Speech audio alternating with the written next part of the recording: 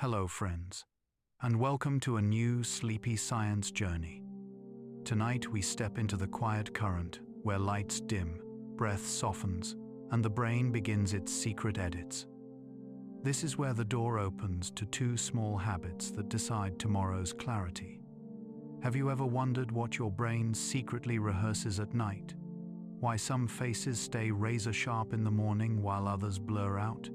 You dim the room, but that's when the real show begins. Networks quiet, rhythms deepen, and your brain edits the day. What if I told you two tiny evening tweaks can noticeably shift your learning speed, mood, and decision power? Sleep doesn't force you under. It invites you more like an invitation than a shove. Miss the cue, and you'll spend all night chasing sleep.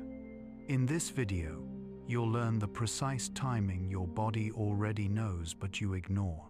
One simple rule you follow tonight, and by morning your neural connections feel more organized. Want a wild comparison? Some animals nap in fragments mid-flight or mid-ocean, adapted, efficient, precise. What can we learn? Stay one evening. Switch can reset the shape of your night. No pills, no fancy gear.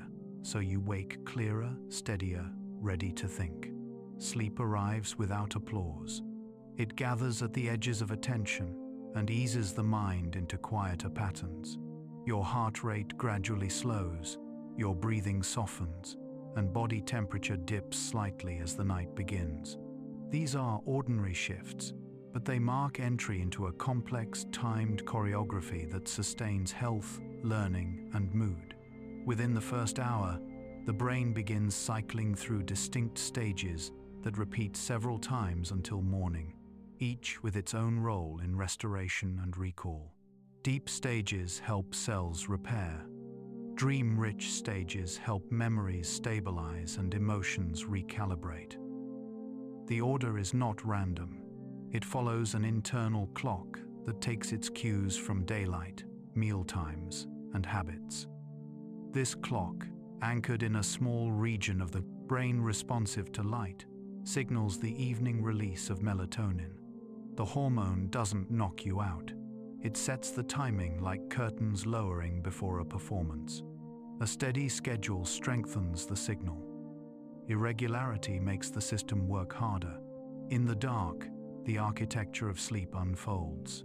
Spindles shimmer across the cortex.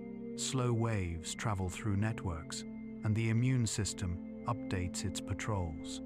Muscles relax, growth and repair signals rise, neural connections are strengthened or trimmed. Across species, versions of this pattern appear. Whales rest one hemisphere at a time. Migratory birds manage brief episodes in flight. Humans carry both an ancient need for nightly restoration and a flexible capacity to adapt to seasons, travel, and social life. The result is a balance. Enough sleep to maintain resilience, enough wakefulness to meet the day. Even short losses can sharpen appetite, affect decision-making, and reduce attention stability. The first remedy is rarely exotic. Dimmer evenings, less late caffeine, and cooler bedrooms often restore more than complicated tricks. To study sleep is to study timing. The late afternoon dip, the second wind at dusk, the gentle cue when screens recede. Each is a clue to a system tuned to light and regularity. Dreams aren't required for sleep, but they're common, especially in later cycles near dawn, when muscle tone drops and the brain rehearses patterns. The story is internal, but its effects are outward. Steadier mood, better recall, clearer reasoning. Listening is simple. Allow the body to follow the sequence it already knows. The mind will sort the day, tissues will renew, and morning will arrive with fewer edges. Set the conditions, loosen the grip, and drift. If you prefer calm, practical science, like this, subscribe for quiet, no-gadget sleep guides, and share with someone who loves their mornings as much as their nights. Night does not fall in a single breath. It folds itself into ordered turns, each one carrying you down and back again with quiet intention. A typical night holds several of these turns, repeating like gentle loops that begin light, descend into slow depths, and rise toward a vivid, dream-bright crest. Early loops favor the deeper descent. Later ones give more time to the crest, where imagined scenes unfurl behind closed eyes. This alternation is not decoration. It is the way the body shares its resources, lending some hours to muscles and bones, and reserving others for the mind's careful sorting. When the loop sequence is kept intact, you wake with a steadier feeling, as though the floor of the day has thickened. The pressure to sleep builds across hours awake. It presses softly at first, then more firmly, until the first loop arrives heavier than the rest. In that first descent, enormous networks of brain cells choose to move together. They settle into a slow rhythm where groups fire in unison, then pause, again and again. This rhythm lowers energy demand while safeguarding essential messages. It is a thrifty reset that leaves circuits less noisy and more ready for new learning by morning. Inside the same early loop, brief electrical flurries appear in the lighter stage that precedes the deep one. Those flurries often mirror the day's practice, marking which pathways should be strengthened when the descent gives permission. As the loop rises toward its crest, another set of rules takes hold. The brain becomes active, but the body does not follow. Signals from the brainstem temporarily quiet the skeletal muscles so dreams remain safely internal. Eyes flick under the lids in restless arcs that match shifts of imagined attention. Thermoregulation loosens, blankets matter more. Breathing continues under its own steady guidance. The heart explores a flexible rhythm, reflecting an overnight lesson in balance between drive and rest. Across the course of the night, vessels usually enjoy a reprieve as average pressure trends lower than in daylight, a relief that accumulates over years into quiet protection. The architecture adapts to the shape of your day. After physical effort, the next early loop deepens, granting more time to cell repair and fuel restoration. After emotional heavy weather or creative strain, the later crests grow longer and layered, helping feelings soften and associations knit. A very late cup of coffee interrupts by blocking the chemistry that announces tiredness. The descent delays, and the room for deep stages narrows. A nightcap seems to open the door at first, then splinters the later loops and trims the dream crest toward dawn. These intrusions do not merely steal minutes, they reshuffle priorities, pushing the night to finish hurriedly what it was ready to pace with care. Habit steadies the system. When you keep the waking bell and the darkening hour roughly similar across the week, the loops arrive on time and in the order they prefer. The first carries more weight. The middle hold the balance. The final pair leaves generous space for the mind's rehearsal. Change the timing erratically and the loops still appear, but their contents spill into one another. The descent loses the gravity it needs. The crest becomes thin and easily broken. Restoration still happens, yet it feels incomplete, leaving you a bit brittle at breakfast. Body tone changes with the stage and speaks a practical language. In the deeper descent, gentle turning serves circulation without waking you. At the crest, the protective stillness guards against acting out imagined running or climbing. The cardiovascular system meets the night with gratitude. Variability in heartbeat stretches and contracts, exercising resilience that will be useful when tomorrow's pace rises. The gut quiets its elaborate work. The skin takes a shift from defending to renewing. Connective tissues use the calm to make tiny repairs that felt impossible. Under day's load, age and practice shape the loops too. Children hold larger portions of the deep descent, which supports their growth and learning through bold, unself-conscious exploration. Adolescents, often drawn later by their internal timing, still depend on the heavier, early loop. When schedules cut it short, mood and focus reveal the cost. Older adults keep the sequence but drift toward lighter stages. Consolidation remains possible when mornings are bright and evenings deliberately gentle. Skill practice alters the night, even in adults. When you rehearse a motor pattern or study a language, the lighter stage in the next loop shows more of those brief electrical bursts. By morning, the movement feels smoother, or the phrase returns more readily, not because you strained harder, but because the loop handled its part without fuss. Imagine the night as a shoreline the tide knows by memory. Each wave arrives, slides over the sand, and withdraws, leaving small changes that add up by sunrise. Forcing the tide off, rhythm leaves seaweed tangled where paths should be. Respect the shape, and the shoreline sharpens rather than erodes. You do not have to think about any of it as it happens. You only have to give the water room and time, and it will write its soft script on your behalf.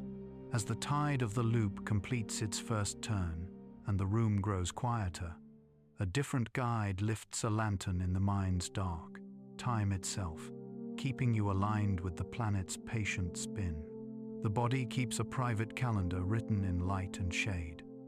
Special cells in the eye notice the sky's color and brightness directly, even when you are not looking for images.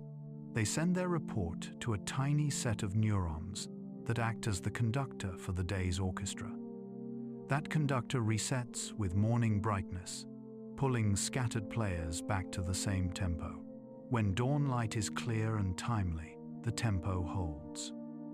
When evenings glow as if the day refuses to end, the tempo drifts late and leaves sleep waiting at a closed gate. The difference is felt as ease or friction. With good timing, you fall into the night, like stepping onto a familiar path.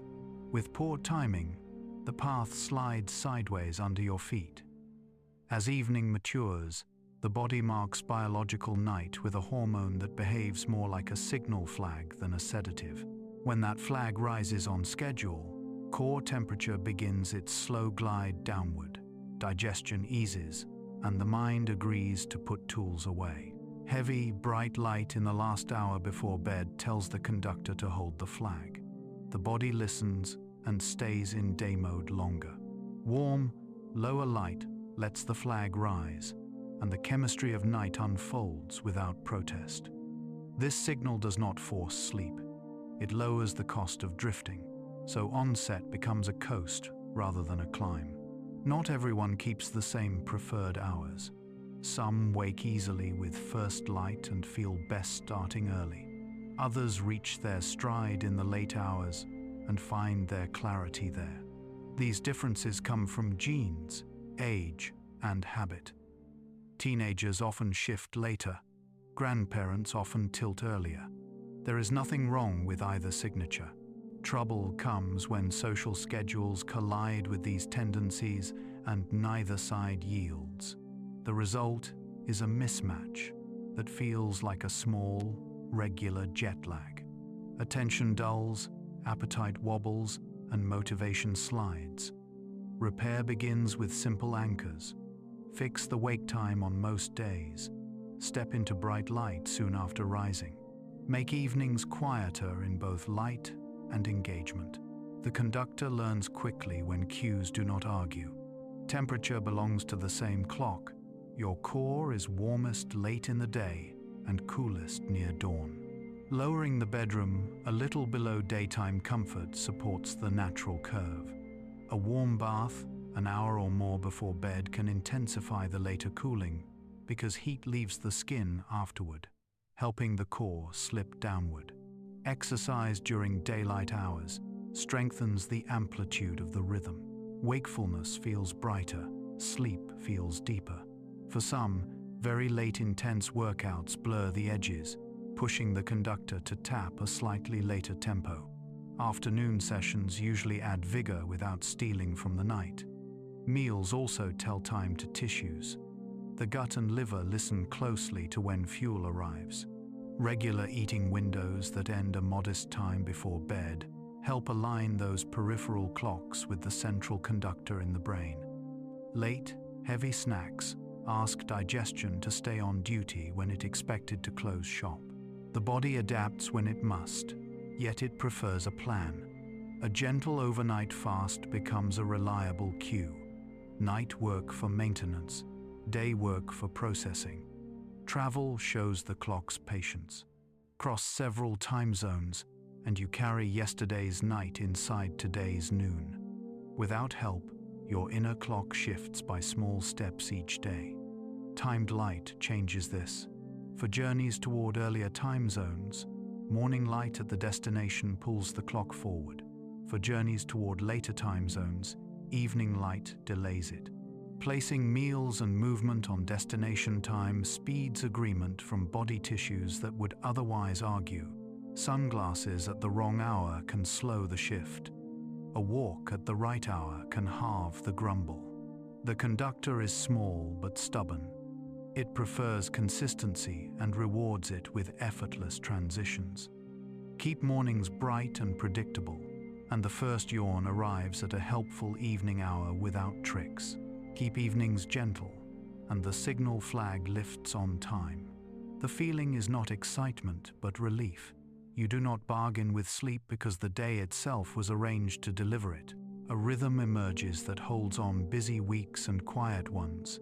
In summer glare and winter dim, your mind learns to trust that night always has a place to land.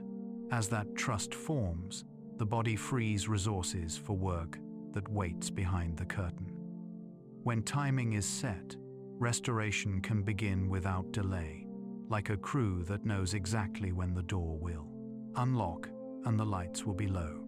When you sleep, maintenance schedules take priority over performance. The first deep stretch opens the shop for repairs that cannot proceed cleanly while you talk, move, and decide. Signals that promote tissue rebuilding rise to useful levels, asking muscle and bone to address tiny damage from the day's efforts. Protein fragments are recycled. Scaffolding in tendons and ligaments is quietly reinforced. The skin alters its emphasis from defending to renewing. None of this work requires your awareness. It only requires time without the jostle of daytime commands. Inside the skull, the pace changes to thrift. Large groups of neurons choose a slow rhythm that reduces background chatter and lets essential messages pass. Energy demand falls. This reduction in noise is not idleness. It is careful conservation that protects next day's clarity. Fluid around the brain cells moves more freely than in wakefulness. That movement helps clear byproducts of long mental effort, shifting chemical balances back toward a morning baseline. Think of a library after hours. The doors are closed, but the carts are rolling, and the stacks are being put in order. The immune system also uses the night to revise plans. Cells that patrol for infected or abnormal targets become more efficient after regular consolidated sleep. Signaling molecules that coordinate inflammation follow daily patterns, rising and falling in ways that keep defense responsive without becoming destructive. Poor, fragmented nights push the system toward a low, unhelpful simmer that wears on vessels and joints. Good nights return the simmer to a gentle pulse, making room for tissues to heal and for future threats to be met with proportion rather than panic. Blood vessels enjoy quieter forces when sleep holds. Average pressure tends to lessen compared to daytime, granting delicate layers inside the arteries a rest from constant push. The heart practices flexibility in its intervals, alternating between slower and faster beats, in healthy patterns that predict resilience during tomorrow's surprises. The gut steps back from heavy processing, allowing lining cells to refresh their tight seams and microbial communities to shift toward states that favor balance over bloat. Even the tiny engines inside cells, mitochondria, benefit, catching up on their own maintenance when demand slackens. Metabolism prefers this order. When you sleep sufficiently and regularly, your cells handle blood sugar more smoothly, and appetite signals reset in ways that make reasonable choices simpler at breakfast. When sleep is short or choppy, hormones that encourage snacking rise, while signals that announce fullness arrive late. The difference is rarely dramatic in a single day, but it compounds. The body asked for rest. It was given crumbs. In return, it tugs you toward quick energy and less patient decisions. Restore the night, and appetite steadies without willpower, feeling like a constant fight. Feelings listen to repair as well. Regions of the brain that monitor threat and unfairness step back during orderly sleep. Stress chemistry finds a daily crest after waking, then slopes to evening quiet.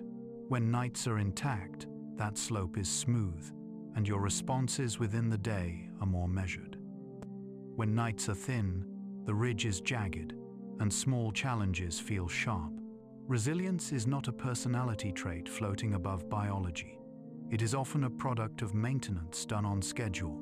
There are simple saboteurs. Late caffeine keeps alerting signals high long after the cup is empty, delaying the descent needed for repairs to start on time. Alcohol opens the door easily and then walks the halls, interrupting the later shifts when fine-tuning would otherwise occur. Heavy, irregular evening meals tell the gut to keep working while the rest of the crew is waiting to enter. None of these are moral issues. They are timing issues. Adjust the clock of the inputs, and the outputs improve without new complexity.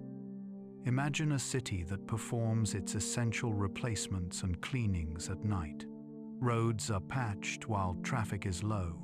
Parks are trimmed before visitors return. Power lines are checked when demand is quiet. If the night window shrinks, crews rush and skip steps. The city still functions, but strain shows at the edges. Give the crews enough dark hours and wear reverses quietly. You do not celebrate each completed task. You notice only that mornings have fewer snags, and afternoons ask less of your patience.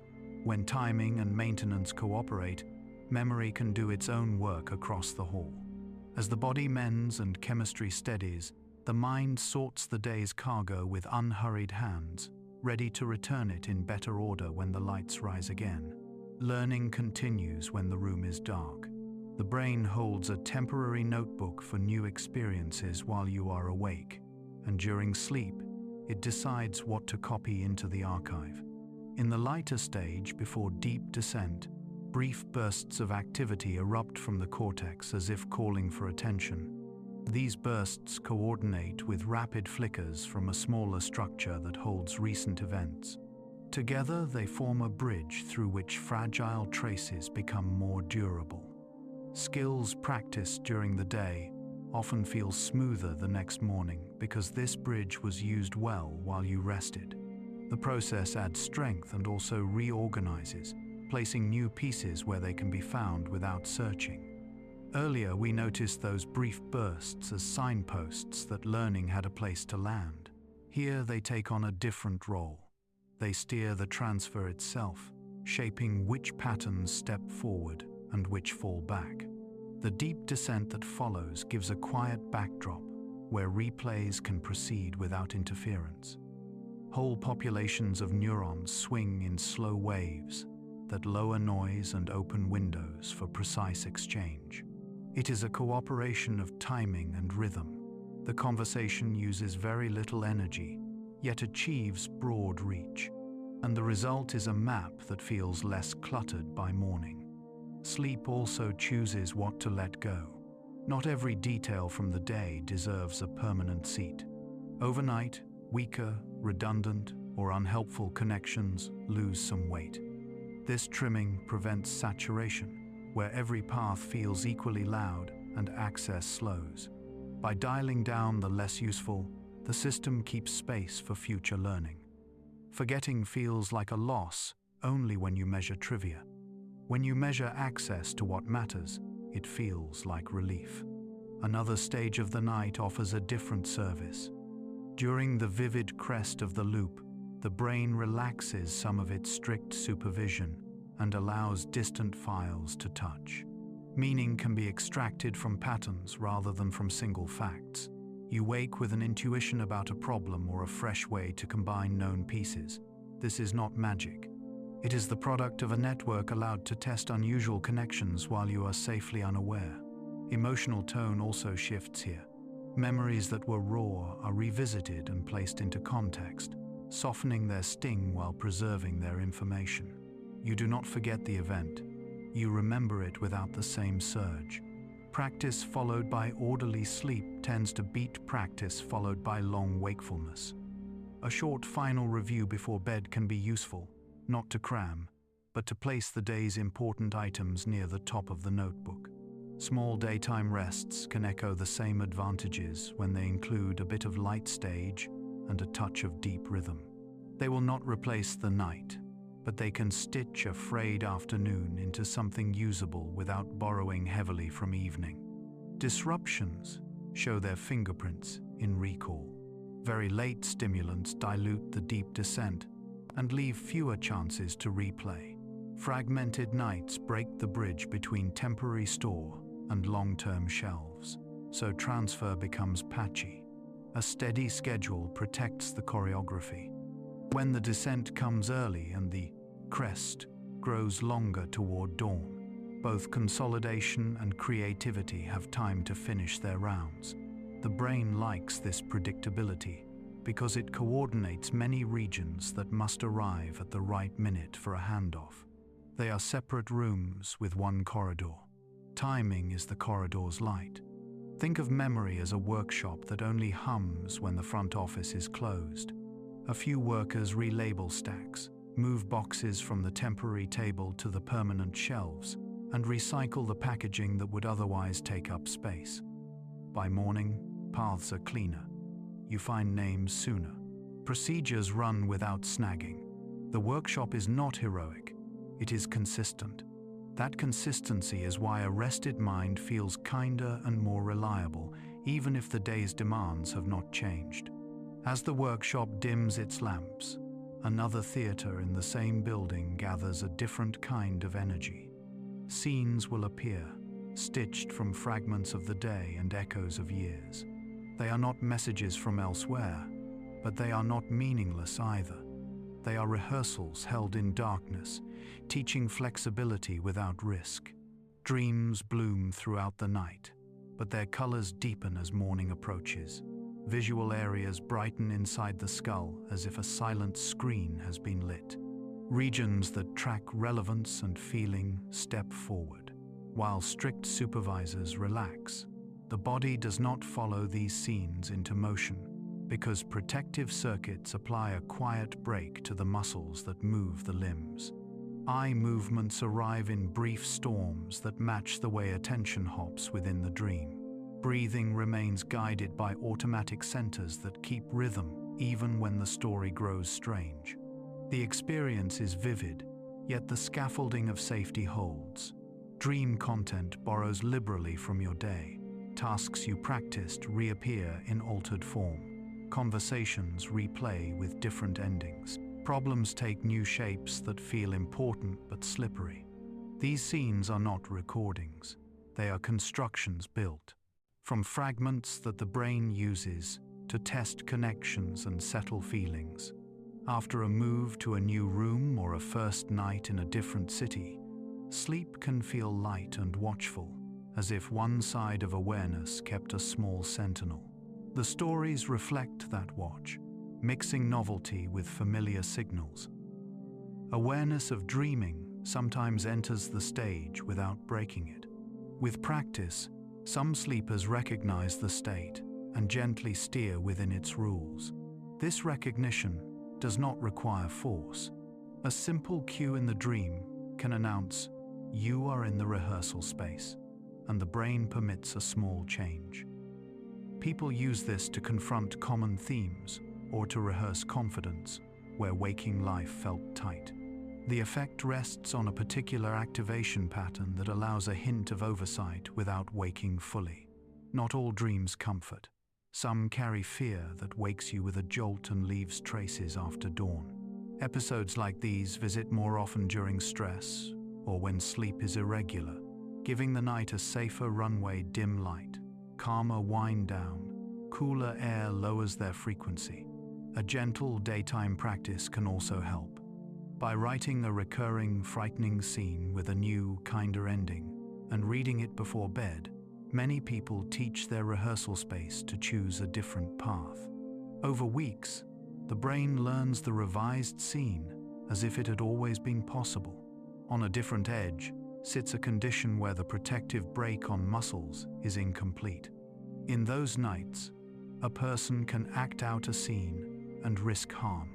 This deserves evaluation because it may hint at broader neurological changes and because safety is urgent. Another edge holds the strange interval where awareness returns before movement after the crest of a loop. The sensation can be unsettling when dream fragments linger, but it usually ends quickly and becomes rarer when schedules stabilize. Dreams do not need decoding to be useful. Their utility comes from the work they permit. Feelings are placed into context. Memories are cross-checked. Creative connections are attempted without cost. Imagine a stage crew experimenting with sets after the audience is gone. They are not sending you messages. They are testing whether the new props fit with the old ones and whether tomorrow's performance can run with fewer snags. You wake with a thought that seems fresh or with a heaviness that feels processed. Either way, something moved in the night without your supervision. Toward morning, the crest of the loop grows longer and the rehearsals expand. Scenes may become elaborate and coherent, even if their logic belongs only to the rehearsal space. You may wake with a solution you did not consciously form, or with a calm that was missing at dusk. Protect this stretch when you can. Short nights often cut it first, stealing the last and richest pass. Extending the night by even a modest margin can return that pass and the steadiness it lends to the day. Dreams mirror human needs. They train flexibility by allowing strange combinations to be tried safely. They soften sharp edges by replacing memories into quieter frames. They give the mind a chance to practice attention without the weight of immediate consequence. The feeling on waking is not revelation. It is a gentle alignment, as if the pieces were set straight on their shelves and the room had been aired. And still, the night continues, carrying you from rehearsal back to breath, from scenes to silence, where the next quiet task waits in the wings. Sleep traces a changing route from the first weeks to the last decades, shaped by biology and circumstance. Newborns do not guard night the way adults do. They scatter rest across 24 hours, waking to feed and falling back without reference to clocks. Individual episodes are short, and the internal cycle turns quickly between quiet and active phases. A large share of those early hours carries dreamlike activity that supports rapid brain development. Limbs twitch, faces grimace, and breathing wanders a little as neural pathways wire and test themselves. Parents see unpredictability. Physiology sees construction. The goal in those months is not to impose strict timing, but to protect total sleep time, safe sleep positions, and gentle exposure to daylight during wake periods, so an internal rhythm can catch hold. Infancy gradually organizes itself.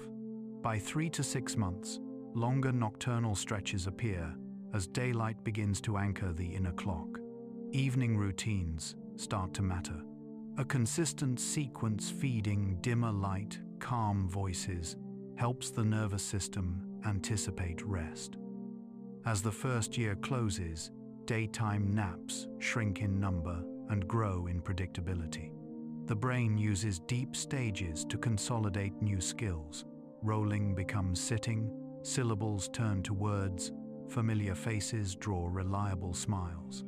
Regularity is not decoration here. It is the scaffolding that lets development run without tripping. Gentle cues, cooler rooms, quiet rooms, a final soft feed, reduce awakenings caused by overstimulation. Toddler and preschool years bring more consolidated nights. Bedtimes drift earlier than they will in adolescence, and deep stages are robust.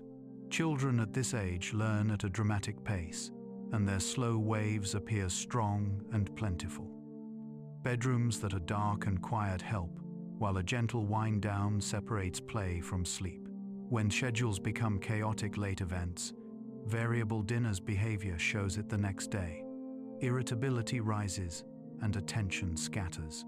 Returning to bright morning light and predictable evenings steadies mood and behavior without complicated rules. Think of the routine as a small footbridge between day and night, sturdy enough for little feet to cross without looking down. School-age children continue to require generous sleep for learning and physical development. Homework, screens, and activities compete for late hours. The practical remedy is simple. Protect the final hour before bed from brightly stimulating content and emphasize calm reading or quiet conversation. In these years, bones lengthen and motor patterns refine. Nightly consolidation makes practice from the day durable. Mornings that include brighter light and an unrushed breakfast help fix the body clock to school demands. Teachers and parents notice the difference in patience, accuracy, and memory when evenings are orderly and mornings are bright. Adolescence shifts timing in a reliable way. The internal night begins later, and the preferred wake moment moves toward the edge of morning. Early school bells carve into essential rest, trimming portions of the night that steady mood and support memory integration.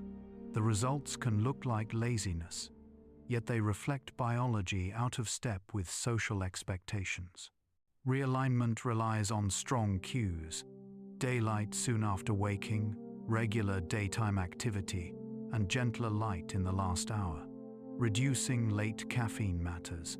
Carefully choosing the tone of the last hour music instead of scrolling, a shower instead of bright games, lets the internal signal for night rise on time.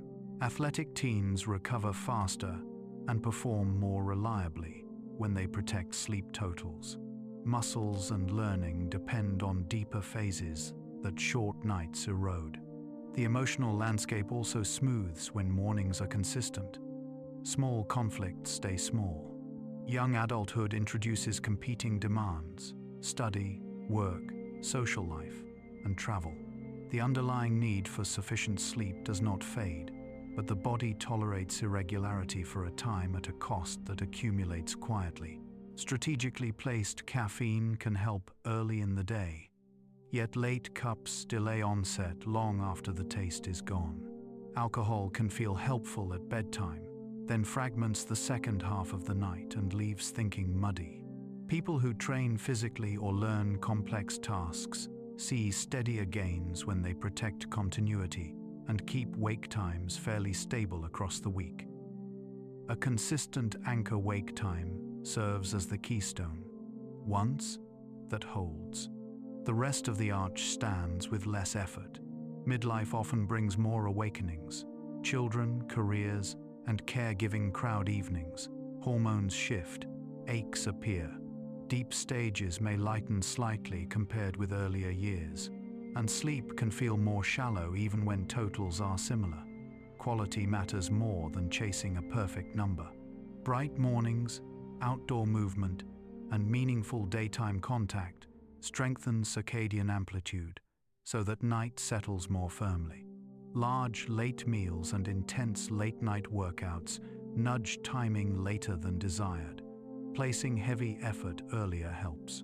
Many in this decade benefit from a short, consistent wind-down. Lamps lowered, screens set aside, a few minutes of stretching or reading.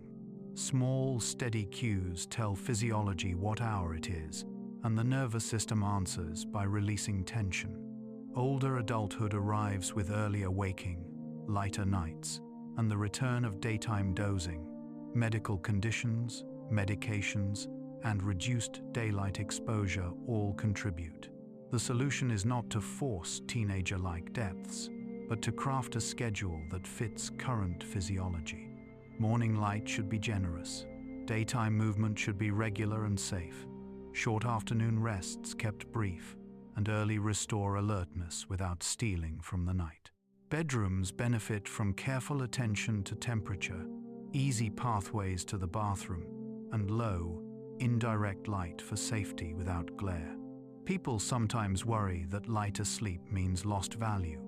In truth, continuity and timing carry much of the benefit, even when deep waves are fewer than before. Cognitive health remains tied to continuity throughout later life. Nights that are stitched together with fewer breaks support clearer recall, steadier mood, and more confident decision-making. People who protect a simple routine, consistent wake times, morning walking, midday daylight, gentle evenings, often report that tiredness becomes more predictable and less intrusive. Medical evaluation for breathing issues, leg sensations that disturb rest, or medications that disrupt architecture can return lost depth. Hearing aids placed in a safe, quiet spot and phones set to silenced night modes reduce sudden awakenings from avoidable sounds. Small, practical steps preserve the whole night's pattern. Pregnancy reshapes nights in distinct stages. Early months bring sleepiness as metabolism and hormones rise. Later months add awakenings from reflux, position changes, and frequent urination. Side-lying positions can ease breathing and circulation, and short daytime rests help when used earlier rather than late. After birth, fragmented sleep returns as a practical reality. Rotating care, sharing early morning duties, and catching brief restorative naps keep total survivable until longer stretches return. Babies learn to consolidate with time. Adults adapt by swapping rigid ideals for flexible targets that respect the season. Neurodiversity and mental health also color the map. People with attention differences, autism spectrum traits, or mood conditions often face heightened sensitivity to light, noise, and schedule change. They benefit from stronger environmental boundaries, predictable cues, firm wind-down rituals, and morning routines that start the clock without negotiation. Gentle sensory tools, a weighted blanket that does not overheat, soft, consistent sound can add stability when the room feels loud, even in silence. The aim is not sedation, but predictability. Predictable nights support more predictable days. Shift work threads through many decades and deserves a special lane. Working against the solar day strains the inner clock, yet some strain can be reduced. Anchoring sleep to the same block on workdays, using bright light during duty, wearing dark glasses on the commute home, and keeping the bedroom cool and dim make the pattern less hostile. On days off, maintaining at least part of the same schedule prevents repeated jet lag. Meals, placed consistently relative to the main sleep period, help body tissues align with the central clock. A brief, planned nap before night duty and a protected anchor sleep after can convert chaos into a tolerable rhythm. Culture sets the backdrop for these choices. Some families share rooms and find warmth and security that outweigh small disturbances. Others prefer separate spaces to maximize continuity. Neither approach owns virtue. Each is measured by how the household functions by day. Urban homes may wrestle with street noise and late light. Rural homes may rise with dawn, regardless of preference. Adapting environments, blackout fabric, simple masking sound, cooler air, steady routines lets biology proceed despite context. A bedtime ritual, whether prayer, reading, or a short stretch routine, becomes a signal fire the body learns to trust. Across all ages, the principle holds. Align the internal clock with daily life, and sleep architecture expresses itself more fully. The specifics differ: a baby's brief cycles, a student's shifted nights, An elder's early waking, yet the foundation remains timing, light, and routine. Sleep is adaptable, but it prefers honesty. When mornings are bright, activity is regular, and evenings are gently dim, the night understands what to do without being pushed. The feeling, regardless of decade, is the same: steadiness. You wake with a sense that the day will be manageable because your systems move together while you are unaware, each taking its turn without crowding the others. As the river of years bends toward evening in any life, the breath follows along, easing its pace to match the body's careful economy. That quiet rhythm invites a closer look at how air moves in the dark and how keeping its path open preserves the rest of sleep's work. Breathing changes when the lights are low. Demand for oxygen eases as muscles rest and thoughts quiet. In the non-dreaming parts of the night, rhythm becomes regular under the guidance of brainstem networks that do not ask for attention. The chest rises and falls with modest effort. The diaphragm does most of the work. Small muscles in the throat keep the airway shaped so air can pass smoothly. Carbon dioxide levels set the pace like a metronome. When they drift upward, breaths grow deeper. When they fall, breaths lighten. Healthy lungs meet these changes without fanfare, allowing sleep to remain the main story. Dream-rich periods alter the pattern. Neural activity becomes lively, and signals to the breathing centers fluctuate. The rate may vary slightly, and depth may wobble, yet gas exchange remains effective in healthy sleepers. Temperature control is looser during these scenes, so blankets influence comfort more than during quieter phases. The body's protective systems continue without supervision. The heart listens to changing demands, and the lungs answer without disturbing the mind's rehearsal. This adaptation is ordinary. It is how the body preserves safety while giving the brain room to wander.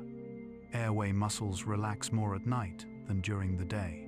For most people, the passage stays open despite the relaxation. For others, anatomy and tone allow narrowing that becomes meaningful when the throat slackens. Collapsible segments in the soft palate and tongue region may shift inward, rattling with the flow and creating the familiar sound of snoring. Snoring alone is common and not always harmful, but when it comes with pauses, gasps, or morning headaches, it signals a deeper problem that fragments the night and burdens the body. Obstructive sleep apnea occurs when the airway partly or completely collapses, despite ongoing effort to breathe. Oxygen dips, carbon dioxide rises, and the sleeper surfaces briefly to reopen the passage. These arousals can be so short they go unremembered, yet they prevent the deep, continuous stages that restore mood and cognition.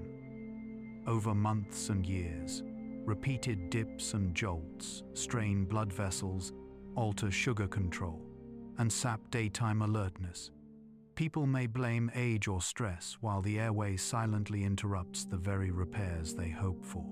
A different pattern, central sleep apnea, appears when the brain's drive to breathe pauses. The airway is open, but the command fades for a few beats, often in certain medical contexts or at high altitude. The remedies differ from those for obstructive events because the mechanism is not collapse but control. Careful evaluation distinguishes these patterns by tracking airflow, effort, oxygen, and heart signals across a night. The point is clarity.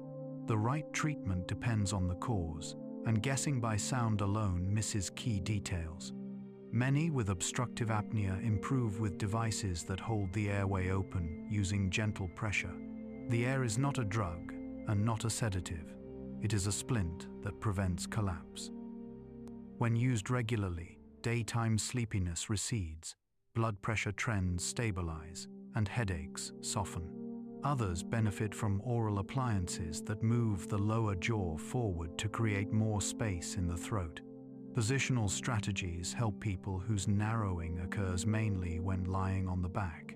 Special pillows or simple shirts with soft inserts keep the body turned slightly, and episodes fall away.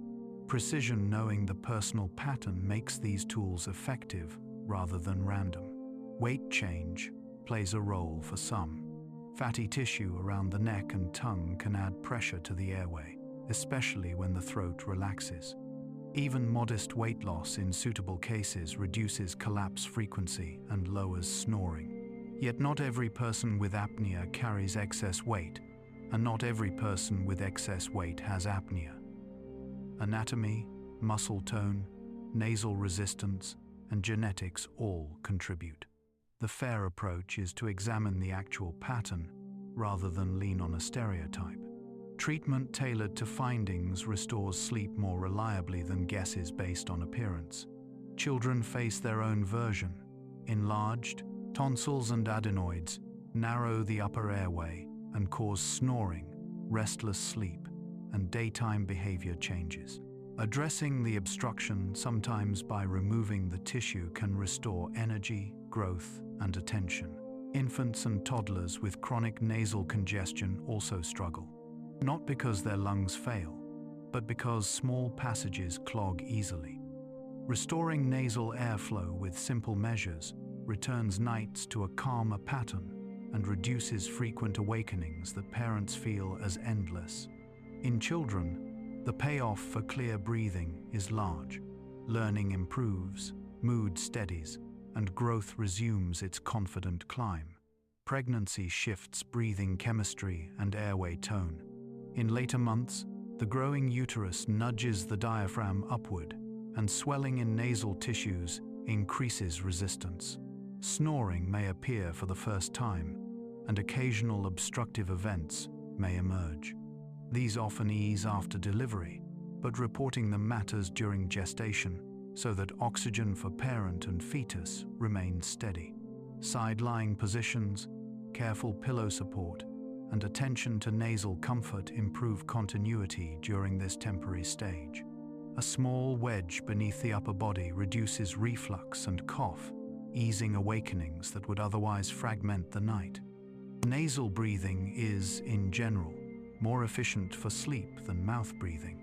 The nose warms and humidifies incoming air, filters particles, and helps maintain a small amount of back pressure that stabilizes the upper airway. Mouth breathing bypasses these advantages and can dry tissues, increasing irritation and snoring. Allergies and colds challenge nasal routes for a time. Clearing triggers, adjusting bedroom humidity, and elevating the head slightly during illness help keep passages open without forcing effort. Treating chronic congestion restores a quiet corridor so the rest of sleep's work can proceed. Evening alcohol acts like a relaxant to the very muscles you want stable. It deepens the slack in the soft palate and tongue, increasing vibration and collapse. It also disrupts the second half of the night, where breathing control becomes more variable with dreams. Sedative medications can dull the arousal response that ordinarily protects against prolonged breathing pauses. When airway concerns exist, they should be used cautiously with medical guidance. Gentle alternatives for wind-down: dimmer light, warm showers, soft reading reduce tension without loosening the throat. Breathing during sleep should fade into the background. When it falters, the cost ripples outward. The brain must surface repeatedly when it planned to stay quiet. The heart must navigate pressure spikes and troughs that were not on the schedule. The metabolic system must handle stress chemistry it did not budget. Morning then feels heavier, and concentration frays in subtle ways that people describe as fog. Restoring a steady airway often returns color to the day. Alertness grows, patience lasts longer, and headaches lose their grip. High altitude provides a particular challenge. Lower oxygen in the air encourages faster breathing while awake, and odd rhythms during sleep, including periodic waxing and waning of ventilation. Acclimatization helps over several days. Hydration, gentle ascent, and avoiding heavy evening exertion ease the transition. Some travelers use targeted medications under guidance to smooth the first nights. The pattern is temporary. As the body adjusts, the rhythm steadies, and the night becomes less fragmented. The same principle holds for sudden travel across time zones. When the internal clock and the air's cues disagree, breathing often reflects the argument until alignment returns. Lung and heart conditions add layers to the picture. People with chronic obstructive lung disease or heart failure may experience overlapping disturbances where airflow limitation, fluid shifts, and control signals create complex nights. Tailored treatment, oxygen titration, pressure support, or optimized medical therapy improves safety and comfort. What matters for the sleepy listener is the principle. When breathing and circulation cooperate, sleep can complete its tasks. When they argue, sleep becomes a struggle. The mind cannot win by force. Daytime habits influence nighttime breathing more than most expect. Regular physical activity trains respiratory muscles and improves endurance of the diaphragm. Weight-bearing exercise also supports posture, helping the airway remain open when lying down. Hydration maintains mucus flow. Heavy late meals crowd the diaphragm and push reflux upward, provoking awakenings and cough. A cool, slightly drier bedroom reduces congestion for some. For others, modest humidity prevents dryness. Observing which settings give you a clear nose and easy throat is a practical experiment with immediate rewards. Snoring gadgets and tape trends deserve gentle clarity. Devices that keep the mouth closed may reduce noise for selected people whose problem is purely oral leak, but they do not fix a collapsing throat. Any approach that restricts breathing must be considered with care, especially in those with unknown apnea. Evidence-based strategies, pressure, therapy, oral advancement, weight change, where indicated, positional tools, nasal treatment carry the strongest support. Quiet nights come from physiology respected, not hacks stacked. Breath is a companion that prefers to be ignored at night. The best compliment you can pay it is to prepare a clear corridor and then forget it exists. Keep the nose comfortable, keep the room kind, and give the airway room to stay open. If signs of struggle appear, gasping, choking, hard morning headaches, daytime drowsiness that doesn't match your schedule, seek assessment so treatment can be precise rather than improvised. The goal is simple: a silent passage for the night's workers to come and go, not a tunnel that collapses each time the mind drifts. As the rhythm of air steadies, the body's sentries take advantage. Immune cells review their notes, revise their plans, and choose where to stand by morning's first light. The conversation is quiet, but it shapes how you meet the day. The body keeps guard while you sleep, not with alarms, but with timing. Immune cells adjust their routes across the day and night, and consolidated sleep lets those routes run cleanly. In the dark hours, traffic patterns change. More cells pause in lymph nodes to exchange instructions, then re-enter circulation with refined targets. Antibody-producing cells take advantage of this order. When sleep is steady around the days of a vaccine or first exposure, later antibody levels tend to rise more strongly and hold longer than after broken nights. The gain is not dramatic in a single dawn. It accumulates over weeks until protection feels settled rather than brittle. Inflammation is a tool, not a verdict. It clears debris, blocks invaders, and recruits help. When it stays high without need, vessels and organs absorb the cost. Sufficient, regular nights nudge baseline inflammatory signals downward, easing pressure on arteries and joints. Fragmented nights tug those signals upward, like a thermostat stuck too warm, making tissues feel bothered even in ordinary conditions. Blood pressure usually dips during sleep, giving the delicate inner lining of arteries a pause from constant force. Missing that dip loads the system and slowly shifts cardiovascular risk in the wrong direction. Night also recalibrates recognition.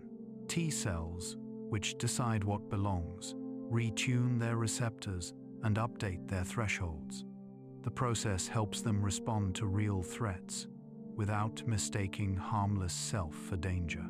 Natural killer cells, early responders against virally infected cells, show stronger activity after regular, sufficient sleep. People describe the effect simply: fewer colds that linger, recoveries that move instead of stall, seasons that pass with less scratch and ache. The biology behind the feeling is coordination. Repairs and defenses act in sequence instead of all at once. Signals that make you drowsy during illness are intentional. Certain cytokines rise with infection and induce extra sleepiness on purpose. More sleep diverts energy from external tasks toward immune operations, while fever raises temperature to slow pathogen processes. Fighting the urge entirely feels like pushing uphill because the body is protecting a priority list, respecting the urge with earlier evenings, brief daytime rests placed early, and simpler schedules allows the work to complete sooner with fewer wrong turns. Timing cues keep the conversation in rhythm. The central clock in the brain coordinates with clocks in bone marrow, liver, and gut. If wake times swing wildly, those clocks disagree, and immune activity arrives early for some tissues and late for others. Morning light, shortly after waking, anchors the master clock. Steady meal times keep tissue clocks in step. Daytime movement sharpens the cadence. A few anchored mornings do not solve everything, but they reduce mixed messages so cells stop rushing or idling at the wrong hours. Allergies and asthma reveal the timing clearly. Symptoms often intensify late at night or toward dawn. Airways narrow more easily at those hours, and inflammatory mediators follow daily patterns that crest when the room is quiet. Bedrooms that minimize triggers, washed bedding at intervals that match the season. Humidity set to a comfortable middle.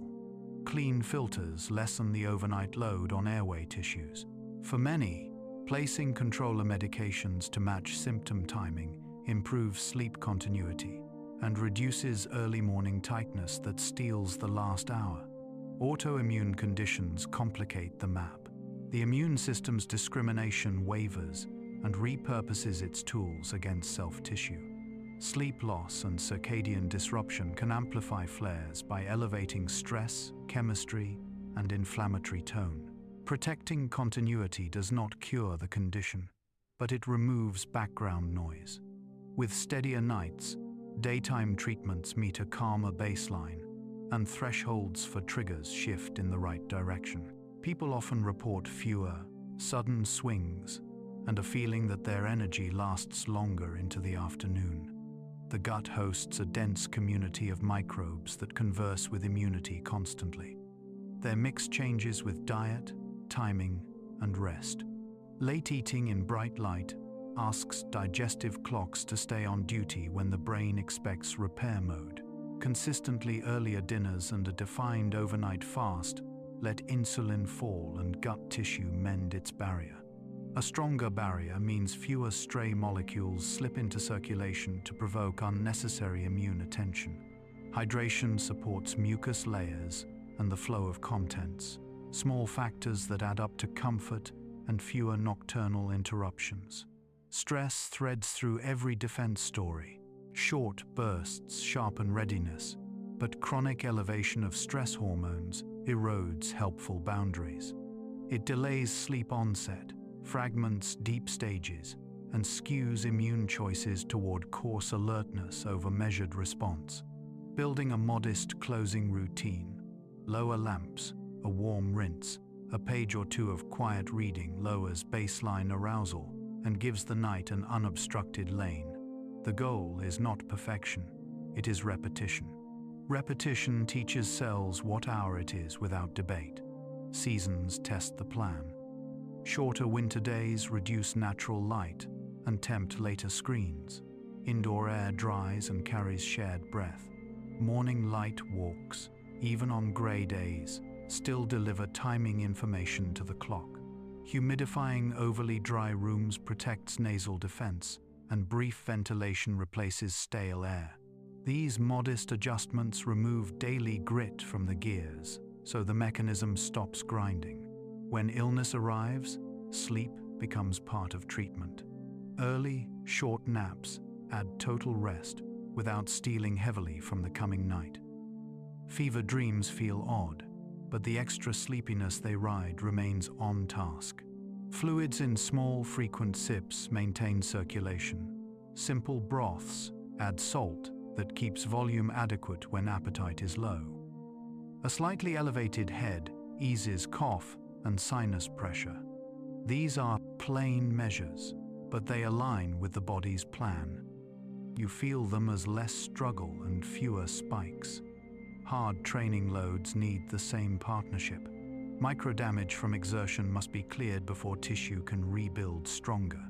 Sleep efficiency in days around hard blocks predicts how fresh you will feel when work resumes.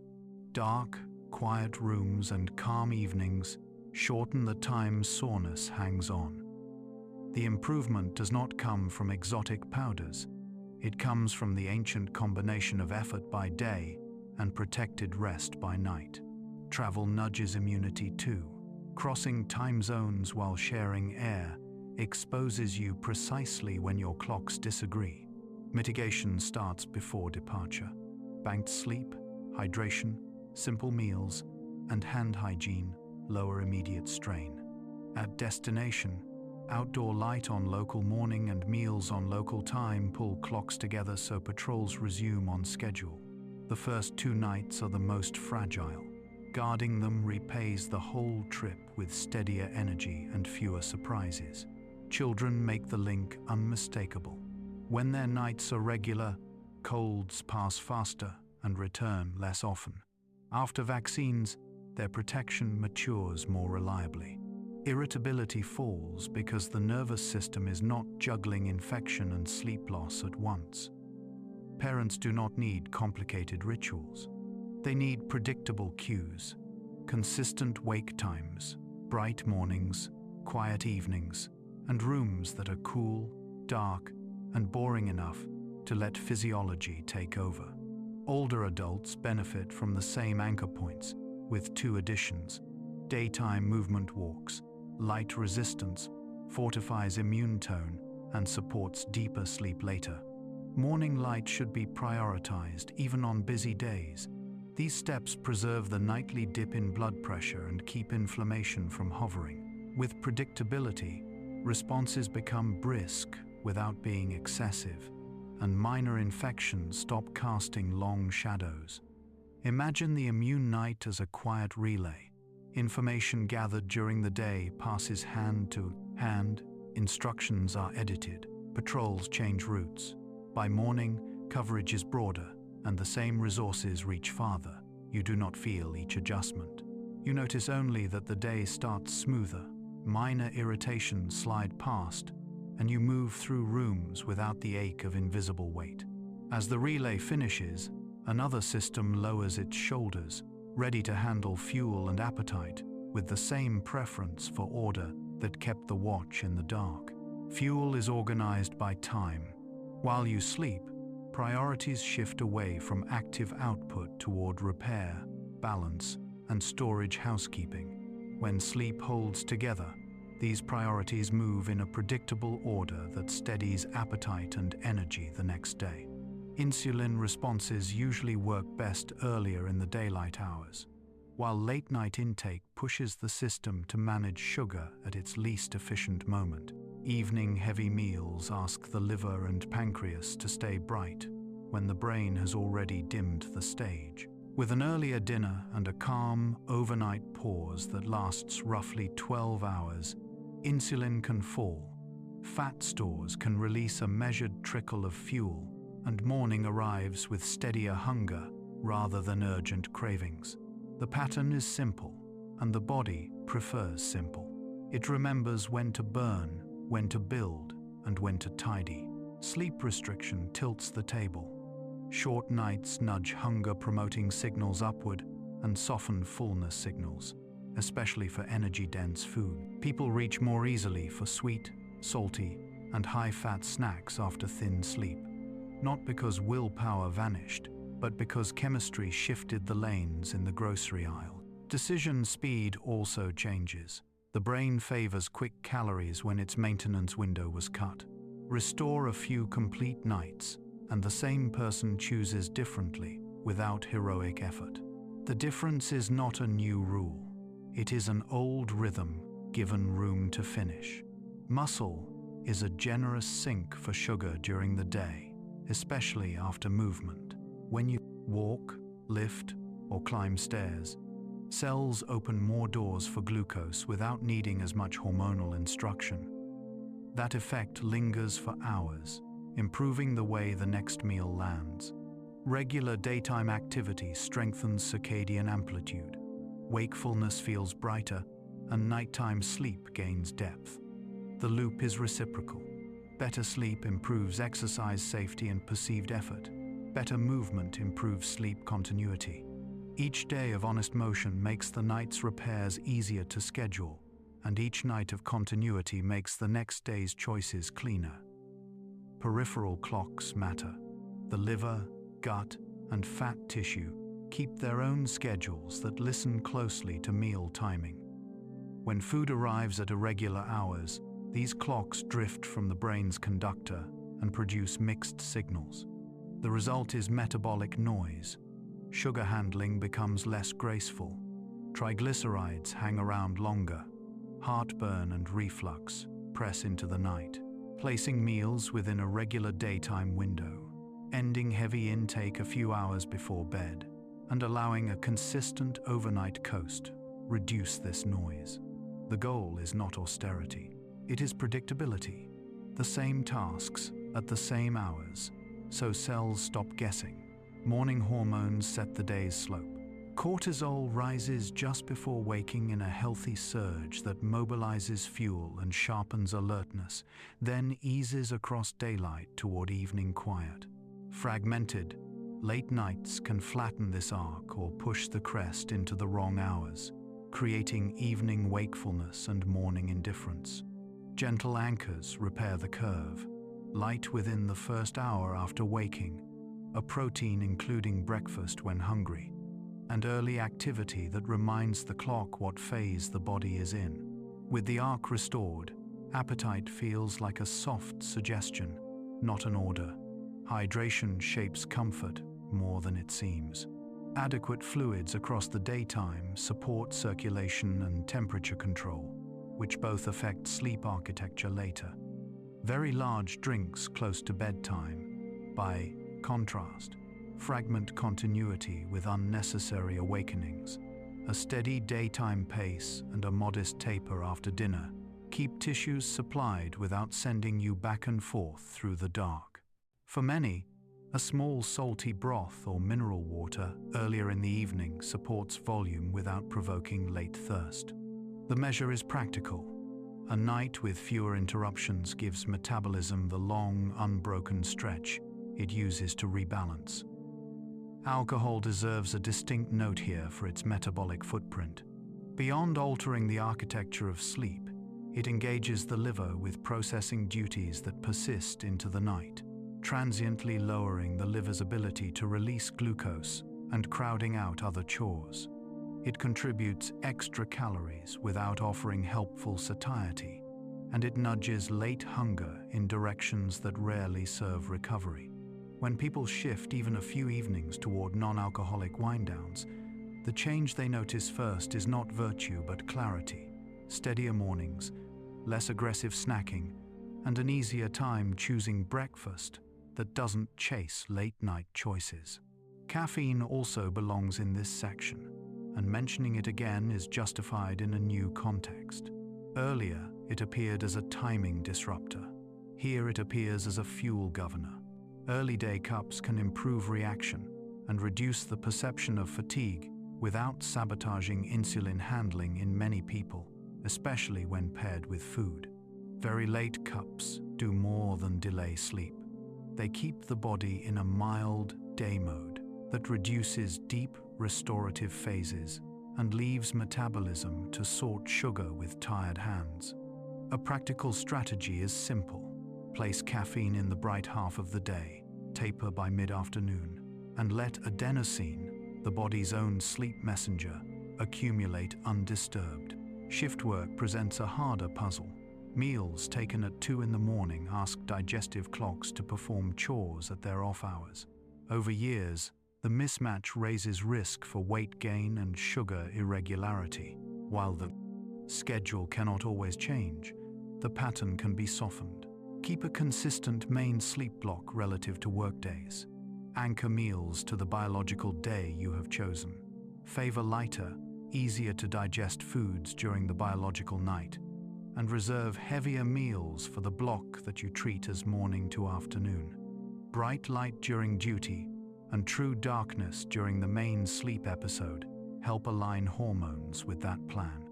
A small early rest before a night shift prevents the sharpest drops in alertness that otherwise pull you toward quick calories. Travel misalignment is shorter but similar. On long flights, dehydration, shared air, and meal timing pile on. Mitigation is ordinary. Banked sleep the 2 nights prior, water sipped steadily, simple meals, and daylight at destination mornings. Begin placing meals on local time as soon as you can. Gut clocks shift with forks. The first 2 evenings benefit from earlier, lighter dinners and a gentle walk outside. You are not erasing time zones in one night. You are placing a few heavy stones at the corners so the tent stops flapping. The gut community keeps its own tides. Microbial species wax and wane across 24 hours in response to fiber, timing, and sleep. Later, eating in bright light nudges that ecosystem toward strains that prefer constant grazing, while earlier, fiber-rich dinners and true overnight rests allow species that support barrier health and calm immune tone to hold ground. People describe the difference as less bloating at bedtime, fewer wakeful hours due to discomfort, and mornings that begin without an urgent search for relief. The underlying shift is small daily choices that the ecosystem echoes back. Cold and warmth add a quiet layer. Cooler evenings, already friendly to sleep onset, also allow brown fat, a heat-generating tissue, to contribute to overnight temperature regulation. This is not a major calorie burn.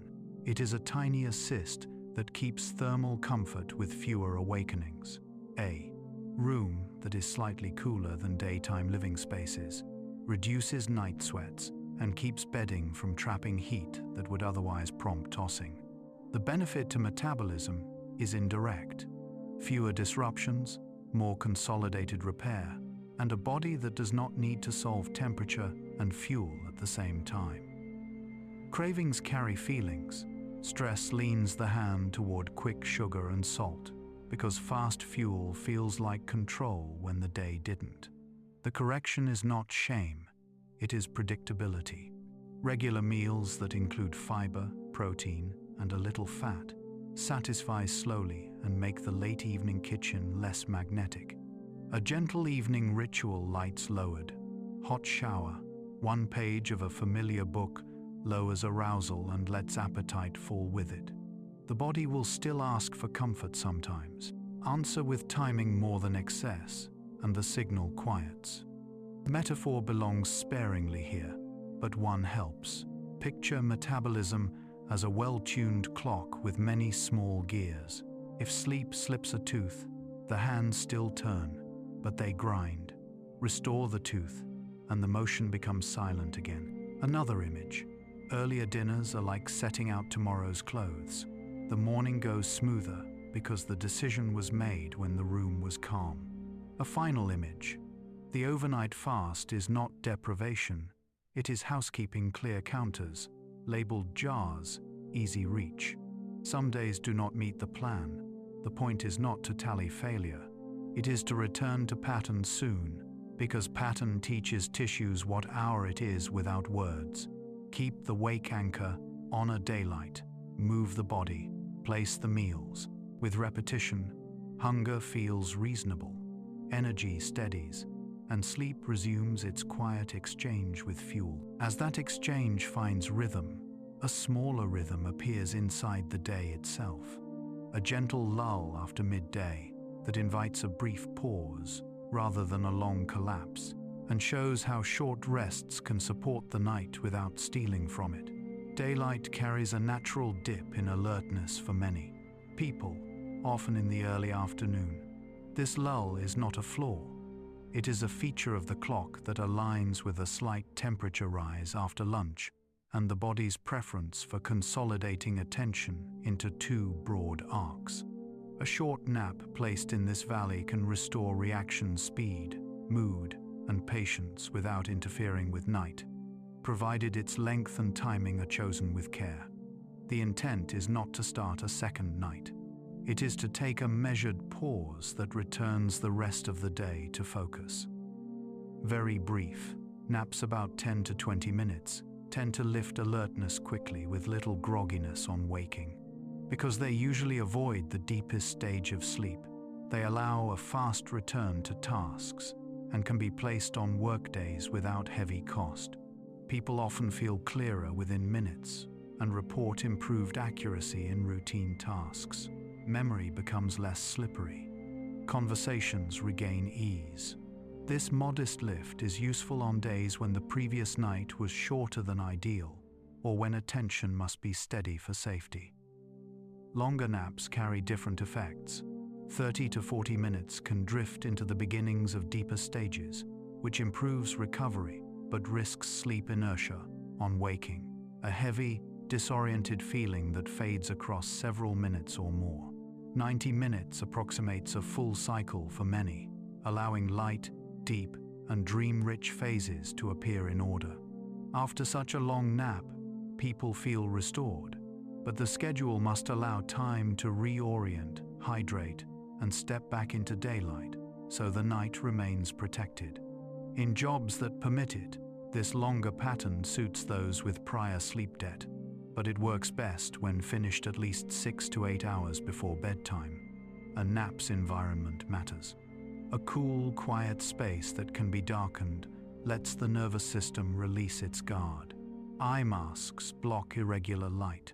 Soft, continuous background sound can mask sudden noises.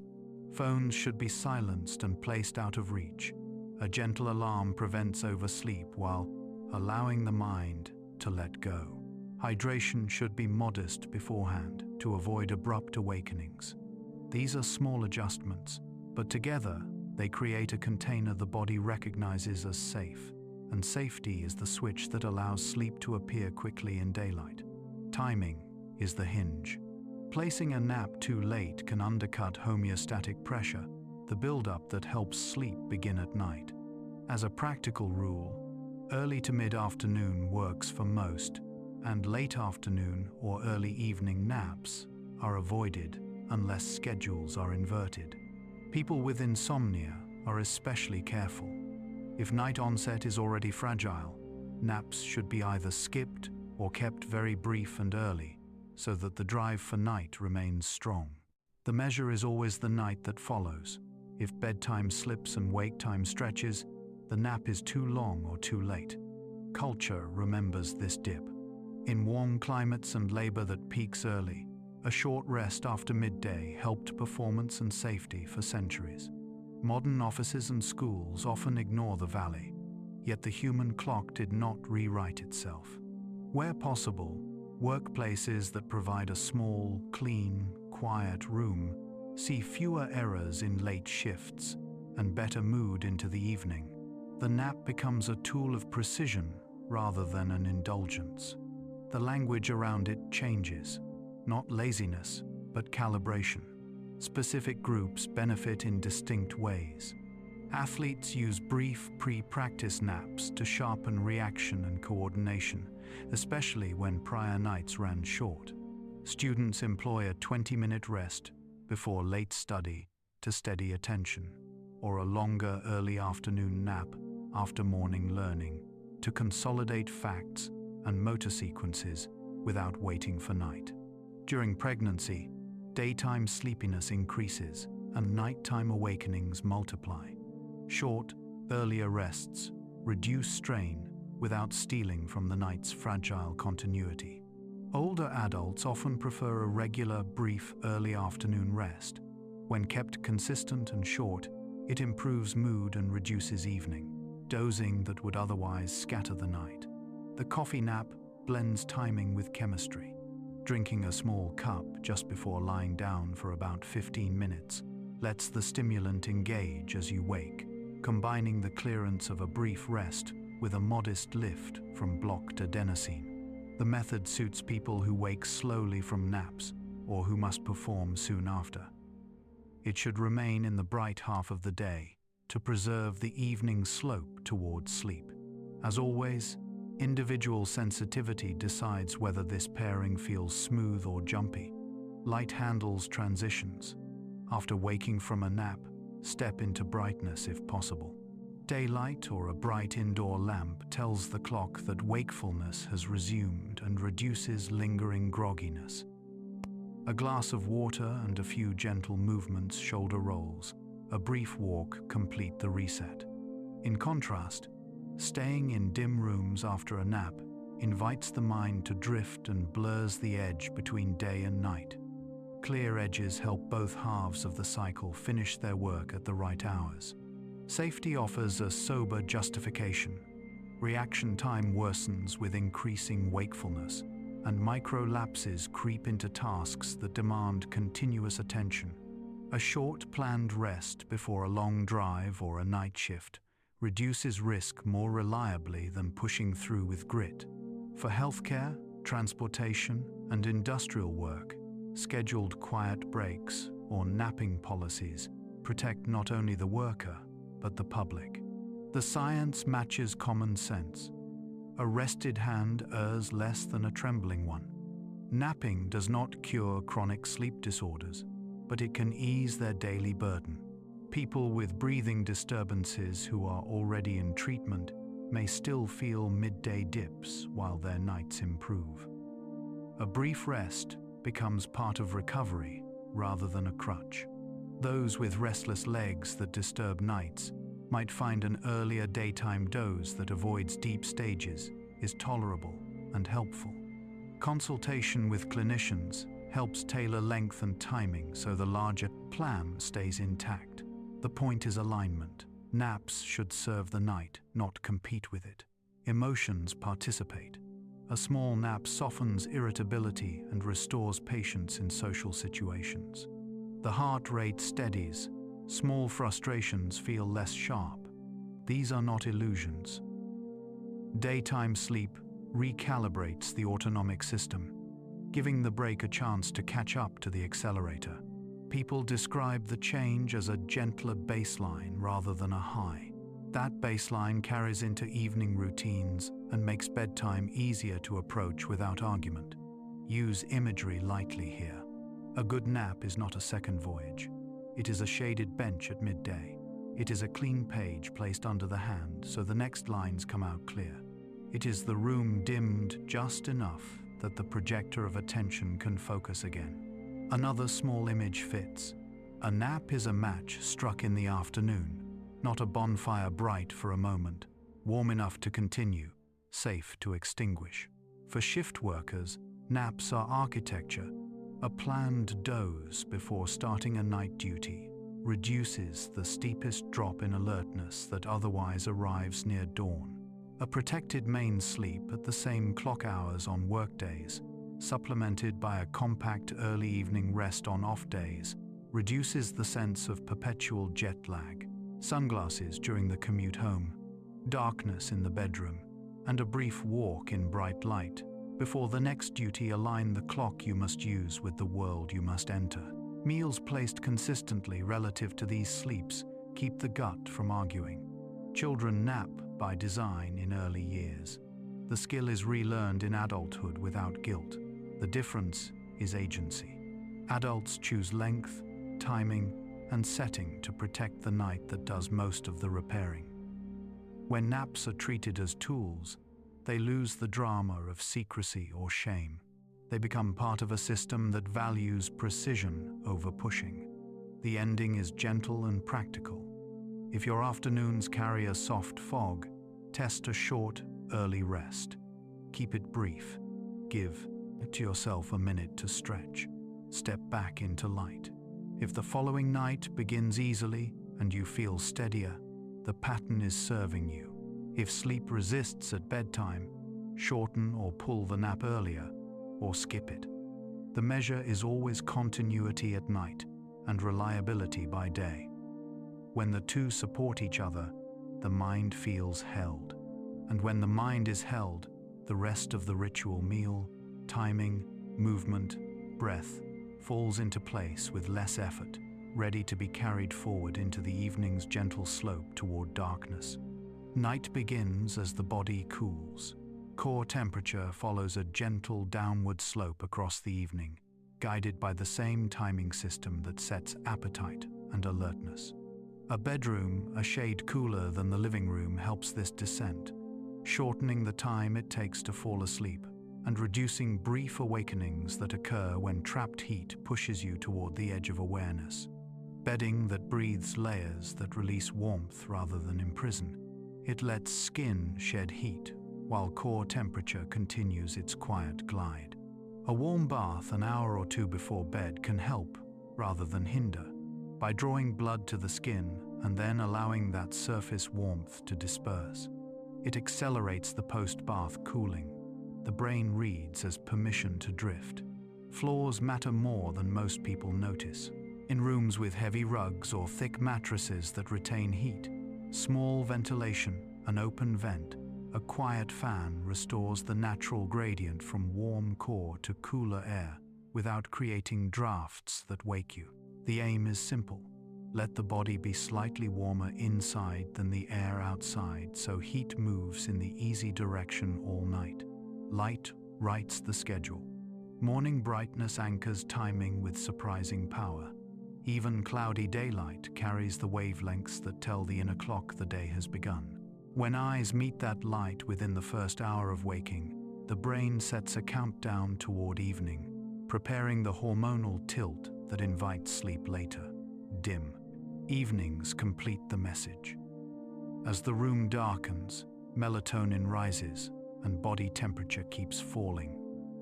Strong, cool light, late at night, postpones this rise and stretches alertness past the hour you meant to keep. Screens add their own complexity. Brightness, color, and engagement combine to tell the brain that chores continue. Shifting devices to lower brightness and warmer tones helps, but content still matters. Calm reading yields a different signal than competitive games. For people who wake before they mean to, early dawn light sneaks in as an unplanned cue. Blackout curtains or simple eye masks delay that message for late chronotypes, while gradual wake-up lights offer early risers a soft increase that feels less abrupt than a sudden lamp. Sound is handled, not erased. Few homes are truly silent. Even the quietest bedroom carries plumbing whispers, street murmur, and the soft thump of neighbors. Irregular spikes, not steady hum, are the common culprits that jolt you across the border of awareness. A fan or a plain white noise generator flattens those spikes into a consistent backdrop the brain learns to ignore. Earplugs can help some sleepers, yet others find that internal echoes, heartbeat, breath become too prominent when the outside world is muted. The test is personal. Choose the mask that makes the night forgettable. Even small changes matter. Heavy doors that click softly instead of snapping, felt pads under chairs, and curtains that soften window reflections curb the tiny alarms that otherwise ring a dozen times. Scent plays a smaller role than temperature or light, but still touches the edges of readiness. Familiar, clean bedding tells the brain that the space is safe. A gentle, consistent aroma can become associated with wind down when used sparingly. The key is constancy rather than novelty. Too much variation keeps the mind noticing the room when it should be releasing it. Humidity belongs in the same minor but meaningful category. Overly dry, Rooms leave noses scratchy and mouths parched. Heavy humidity feels stifling and encourages dust mites. A comfortable middle range supports nasal breathing, which filters and warms air and helps keep the upper airway stable while muscles relax. Visual simplicity lowers cognitive load. Clutter is not a medical condition, yet it asks the eyes to sort shapes and words every time you enter. When the space requires less processing, the transition from doing to resting shortens. Clear surfaces, closed closet doors, and soft lines in the furniture keep the room from talking when you need it quiet. The color of the walls matters less than the amount of contrast in your sightline. Large, high-contrast patterns stimulate tracking, while quieter textures recede from attention. None of this demands a redesign. Turning spines inward on busy bookcases, gathering small objects into a single tray, and choosing one resting place for chargers and keys accomplish the same effect. Fewer decisions at the threshold. Pets are companions with mixed effects. Their warmth and presence reduce anxiety for many, yet their movements fragment sleep for others. Allergies add another dimension, especially in seasons when dander and pollen combine. The rule is practical rather than sentimental. Watch the night that follows. If awakenings cluster around a pet's shifts, try a bed at arm's reach rather than under the covers. If breathing eases when fur stays outside the room, that boundary serves both affection and rest. Comfort includes comfort tomorrow. The goal is a relationship with the night that leaves you kind rather than frayed. Safety is part of comfort. Pathways to the bathroom should be clear, with low-level indirect light that protects footing without blasting the clock with midday brightness. Motion-activated nightlights aimed at the floor give guidance while sparing melanopsin-sensitive cells that treat sharp light as morning. Window latches and door locks that function smoothly reduce the mind's background vigilance. When a room answers yes to the question, "Is it safe to let go?" the nervous system relaxes earlier, and the first descent begins without argument. Seasonal shifts invite adjustments. Summer asks for stronger heat release. Lighter bedding and a slightly lower thermostat prevent the dance of legs searching for a cool patch. Winter invites layered blankets that trap warm air near the body without heavy weight on joints. In both cases, the material's breathability matters more than the brand name. Cotton and linen release heat easily. Wool regulates across a wider range. Dense foams trap warmth unless ventilated. Pillows that keep the neck neutral, ease breathing, and reduce snoring in those who snore only supine. A gentle side tilt often helps the airway remain open, especially in the second half of the night when muscle tone loosens. Evening routines connect the environment with biology. Lowering lamps after dinner, stepping into warm water, and then a cooler room, setting devices aside, and choosing a simple tactile activity, folding a shirt, paging through a familiar book, forms a sequence. The brain maps to safe, closing, rest.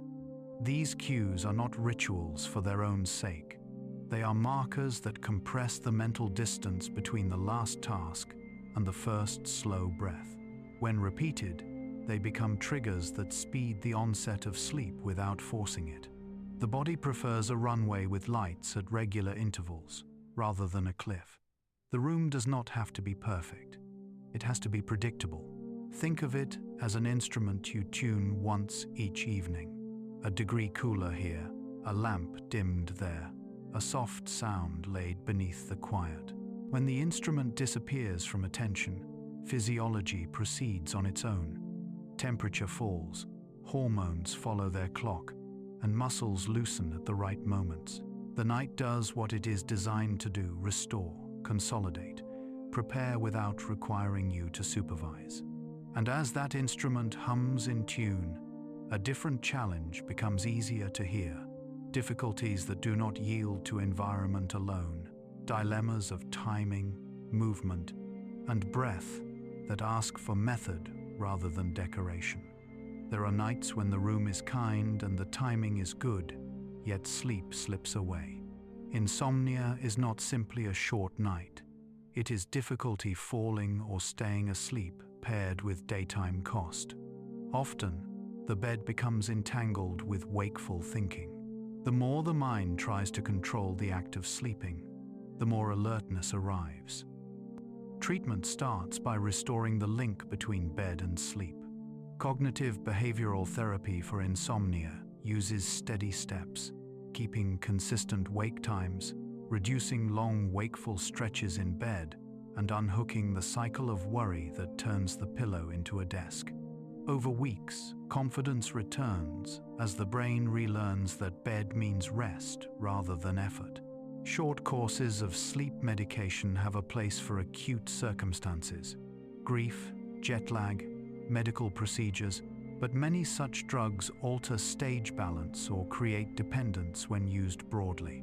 The long path with behavioral tools tends to hold because it solves the relationship, not just the night. Restless legs syndrome lives at the edge of sleep onset. It brings uncomfortable sensations and a strong urge to move, often in the evening, stealing the first descent. Checking and correcting low iron stores can lessen symptoms. When needed, targeted medication reduces the crawling urge. Habits help too. Heavy late exercise, large evening caffeine, and long periods of stillness feed the cycle.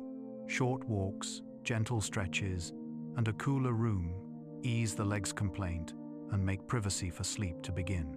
People often describe the benefit not as silence, but as relief from the negotiation that made bedtime feel like a task. Parasomnias, sleepwalking, night terrors, confusional arousals sprout from deep non-REM, especially in children. They are more common when sleep is irregular, or when illness pushes temperature higher. Most episodes are brief and leave no memory.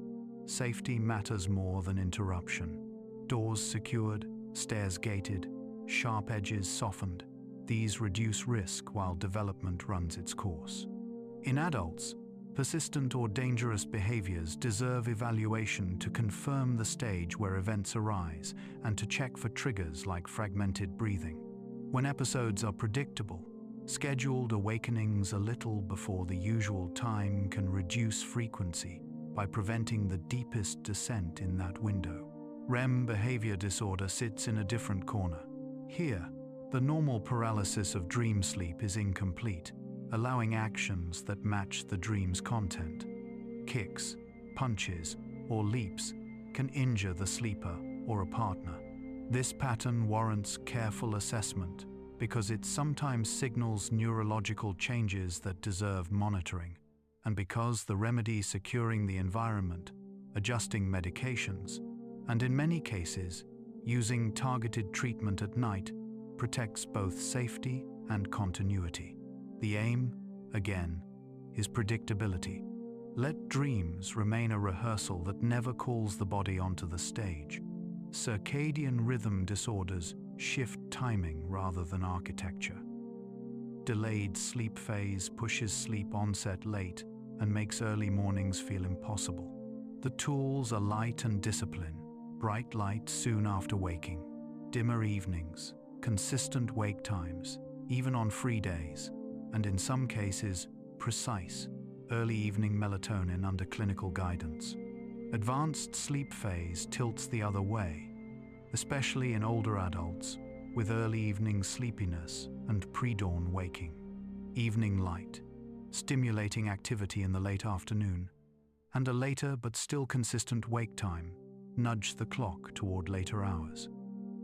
Irregular schedules, such as rotating shifts, demand respect rather than heroics. Anchoring sleep with consistent blocks on off days and protecting darkness during the main sleep episode reduce volatility, even if perfect alignment is impossible. Breathing disorders fragment nights from within.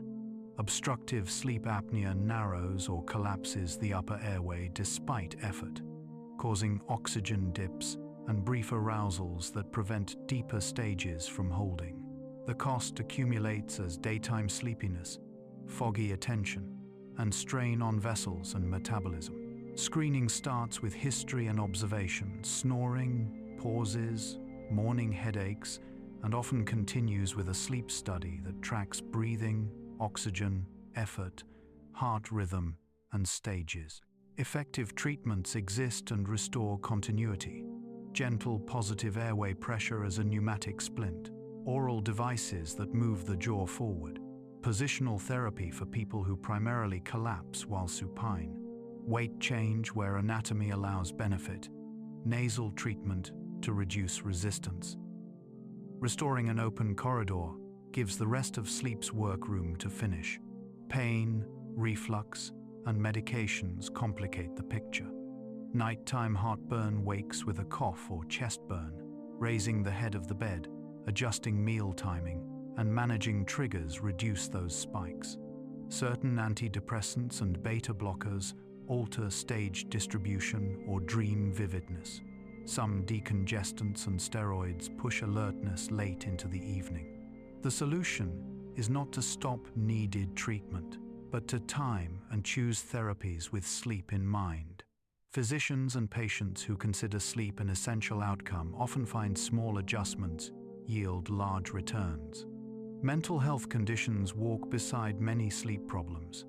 Anxiety tightens the throat of thought, making bed the place where unfinished paragraphs shout. Depression shifts timing toward early morning waking or heavy daytime sleep, and it blunts interest in the routines that would repair the curve. Trauma crowds the night with vigilance. In each case, treating the daytime condition therapy, medication, social support improves the night, while sleep-specific tools lower the baseline arousal that blocks progress. A quiet room and a consistent wind-down do not cure sorrow, but they give therapy a platform and energy a chance to return. Children's dilemmas deserve tenderness and structure. Strong bedtime associations, parents' presence, a specific song, a bottle, can become traps when the cue is absent at midnight. The task is to build sleep associations that survive awakenings.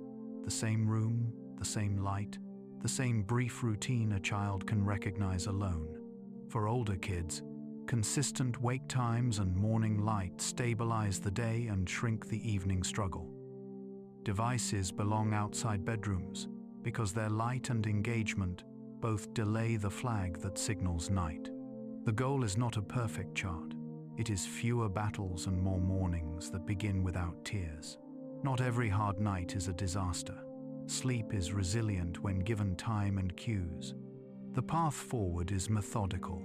Identify patterns, adjust timing, treat the specific condition, and give changes weeks rather than days. Think of the night as interlocking gears: timing, mindset, movement, breath. If one sticks, the machine labors, but it does not break. Free the jam where it lives.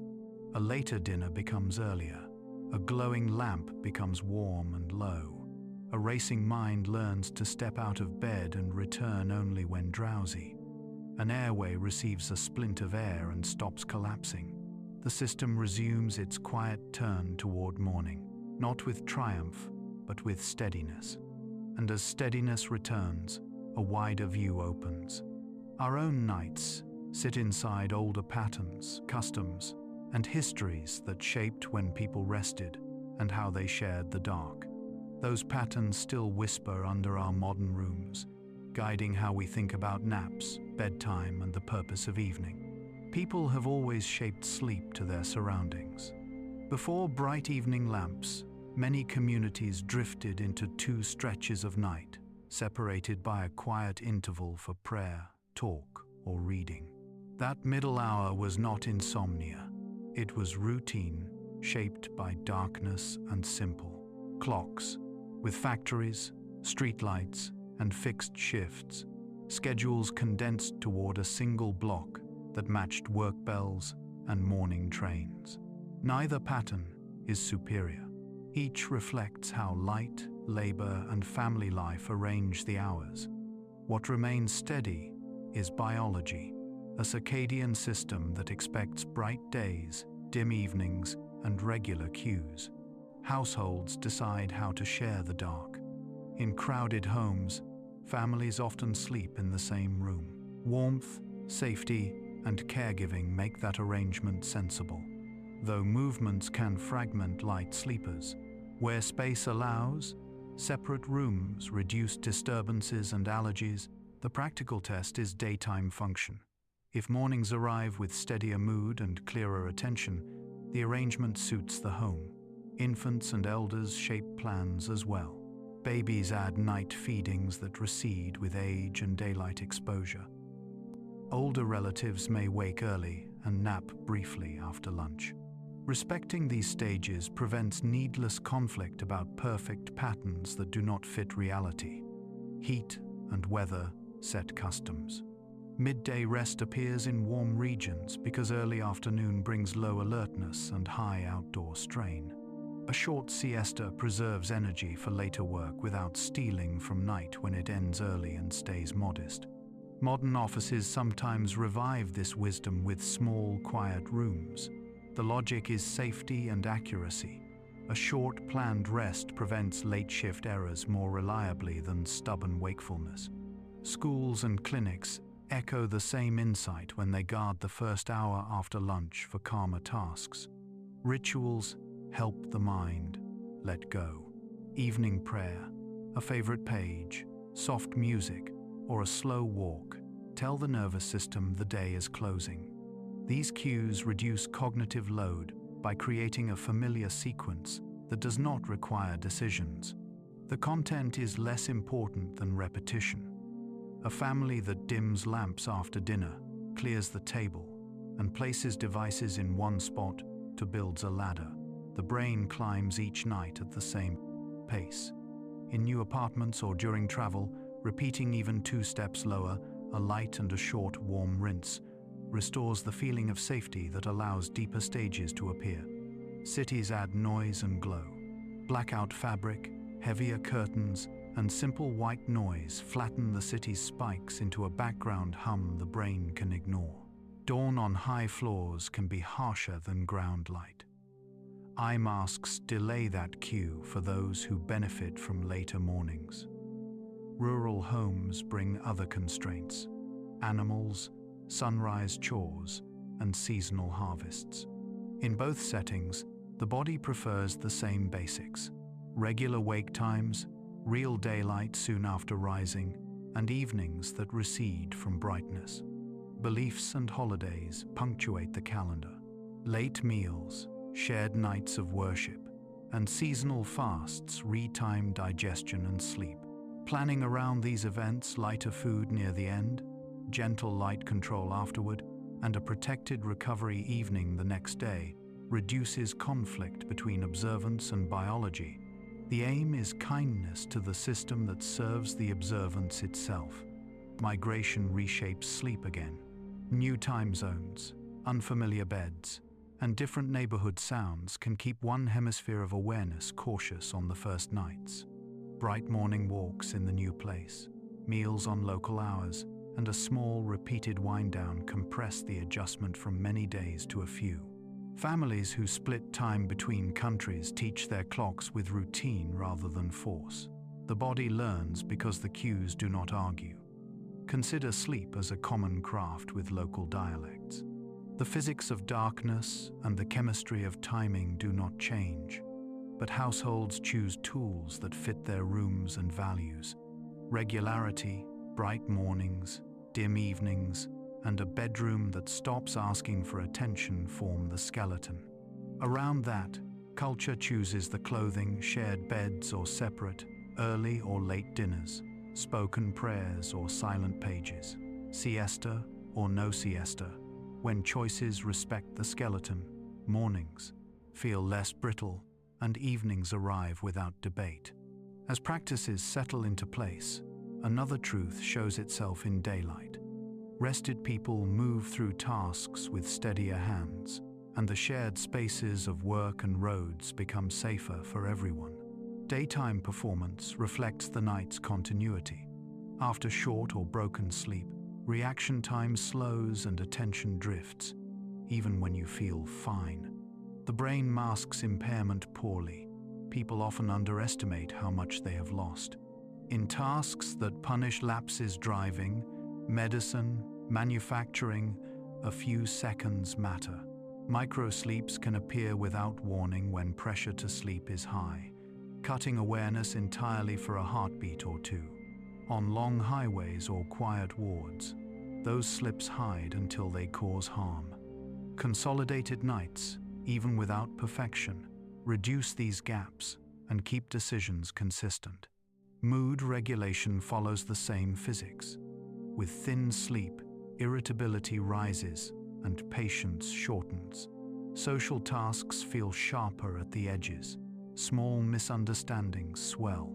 The prefrontal regions that weigh consequences tire earlier, and the systems that flag threat stay alert longer. When sleep holds together, that balance returns.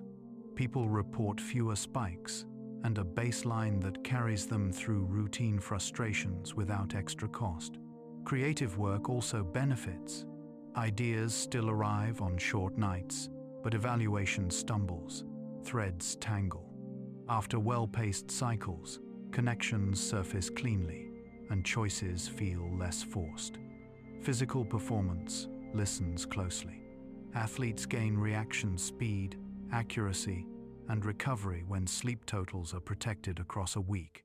Strength and endurance sessions leave microdamage that heals faster with full deep stages.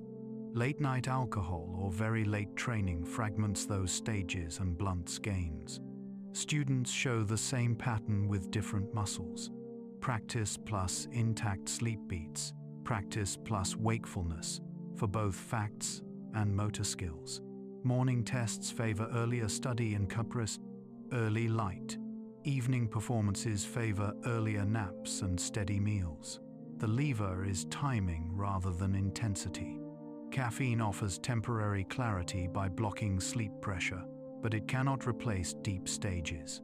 Used early, it sharpens focus and can pair with daylight and movement to hold attention in long tasks. Used late, it delays onset and compresses restorative phases, setting up a worse tomorrow. Short, planned naps prevent the heaviest dips in attention more reliably than reaching for a late cup. Hydration and brief outdoor air breaks refresh the autonomic balance that droops during monotonous work. These are small, ordinary tools. They work because they respect the rhythm rather than deny it. Public policy acknowledges biology in certain arenas. Duty hour limits in training programs, rest requirements for transportation, and safety guidance for shift work reflect the cost of chronic sleep debt. Schools that adopt later start times for adolescents see better attendance, safer commutes, and improved learning because schedules meet circadian delay rather than fight it. None of these solutions require advanced devices. They require aligned clocks and expectations.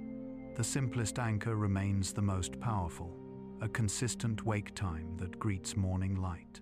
That anchor pulls evening into place, shrinks weekend swings, and lowers the chance of Monday feeling like jet lag. Personal safety begins at the wheel. Long drives after shortened nights multiply risk. Planning a brief rest before departure, sharing the route, and avoiding the post-lunch dip reduce incidents. If your eyes blur or head nods, pulling over is physiology, not judgment. In hospitals and factories, supervisors who schedule short, quiet breaks reduce errors without slowing output. The gain is reliability. Systems run closer to their design when humans operate inside their limits. Health markers echo the same story. Blood pressure that dips at night and rises by day predicts smoother vascular outcomes. Regular sleep supports that pattern. Fragmented nights blunt it. Sugar control steadies with continuity. Appetite signals cooperate with regularity. Inflammation cools when sleep is consolidated. You do not feel each metric changing, yet you experience the whole as steadier mornings and less mid-afternoon collapse. The day after a good night is rarely dramatic. It is calm competency, decisions made once, tasks finished, and no extra friction added to routine. Use imagery lightly here. Think of daytime clarity as a window that fogs when nights are thin and clears when sleep has time to do its quiet work. The cloth is not force, it is time. Give the night its span, and the glass brightens without scraping. Another image helps at the roadside. Attention is a beam that narrows when tired and widens when rested. Rest does not make it brighter by magic. It returns the power you already had. Ends are practical. Keep a wake anchor, step into real morning light. Place caffeine in the bright half. Take short rests when the valley arrives, and protect the quiet before bed. These steps do not promise a perfect day. They promise fewer surprises, which is what safety depends on. Reliability is not glamorous, but it is how afternoons pass without incident, how work finishes without rework, and how the evening returns softly to the room you prepared. When that happens, tomorrow begins before you fall asleep tonight, quietly, in order, already on your side. Sleep is a practice repeated across decades, repaired by small choices and guided by steady cues. It asks for regular light in the morning, calmer evenings, and rooms that recede from attention. In return, it tends to memory, immunity, mood, and energy, with a patience that shows itself in ordinary tasks. Nothing in the process is mystical. Cells reallocate resources, hormones follow rhythms, networks replay and refine. The result is an easier morning where appetite aligns and thought feels contiguous rather than scattered. The path toward better nights rarely requires grand changes. Align meals with day, let screens dim, and choose a wake time that most days you can keep. If sleep issues intrude, breath that stops, legs that ache, thoughts that race treat the cause rather than masking the effect. Improvements take shape over weeks as the clock learns the new plan and the body trusts the pattern. Quiet confidence is the marker. Bed becomes a place where sleep is expected and usually arrives. Across distances and different lives, the architecture remains similar. Cycles descend and rise, deep stages repair, REM weaves emotion with recall. Spindles whisper of learning, slow waves conserve, and the heart rests at a pressure it prefers. Brief naps, when needed, bridge the afternoon, without stealing from night. Travel unsettles the plan, yet daylight and timing bring it back. Even when schedules are difficult, small anchors hold the line, especially the morning light that resets the day. Sleep does not promise perfection, it offers steadiness. It is the background that lets attention sharpen, feelings settle, and choices gain consistency.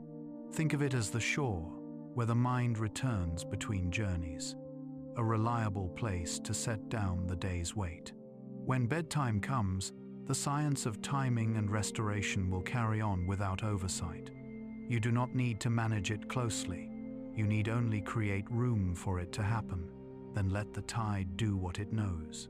If you are listening in a dark room, allow the breath to find its slow rhythm. Let the room be a degree cooler and the lights already soft. The clock inside you knows the route. With each quiet cycle, the body completes ancient tasks. Allow them, the night has work to do, and morning can wait.